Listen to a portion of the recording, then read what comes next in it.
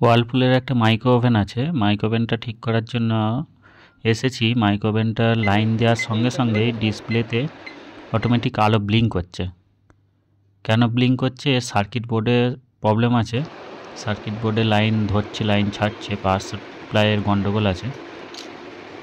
সেই জন্য direct others part ঠিক আছে কি না, অন্যান্য পার্টগুলো ঠিক আছে কি না ডাইরেক্ট চালিয়ে একবার দেখে নেব।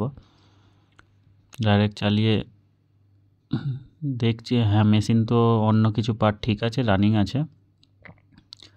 Circuit বোর্ডেই problem 100%। সার্কিট বোর্ডটা খুলে নেব, যা যা কানেকশান আছে।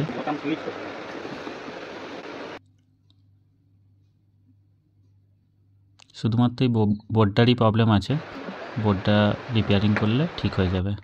নতুন কিনলে অনেক টাকাই খরচা, তাই রিপেয়ারিং করলে যেহেতু ঠিক হয়ে যাবে অল্প খরচার মধ্যে, রিপেয়ারিং করে দিয়েছি। এবারে ঠিকঠাকভাবে লাগানো হয়ে গেলে মেশিনটা চালিয়ে একবার দেখব গরমটা ঠিকঠাক হচ্ছে কি না, আর যে প্রবলেমটা ছিল সেটা ঠিক হয়েছে কি না।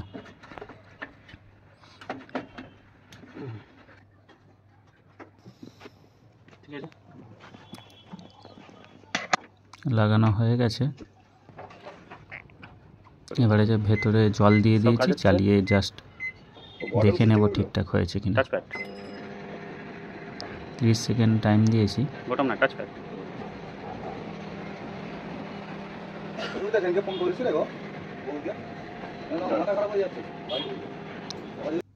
যে প্রবলেমটা ছিল সে ব্লিঙ্ক করছিল, সেইটা আর আসছে না, ঠিক হয়ে গেছে।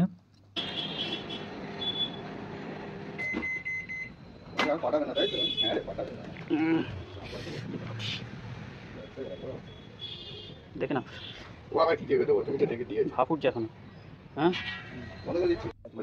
মেশিন তো পুরোপুরি ওকে হয়ে গেছে, জাস্ট কভারটা লাগানো বাকি আছে। কভার লাগিয়ে কমপ্লিট করে দেব।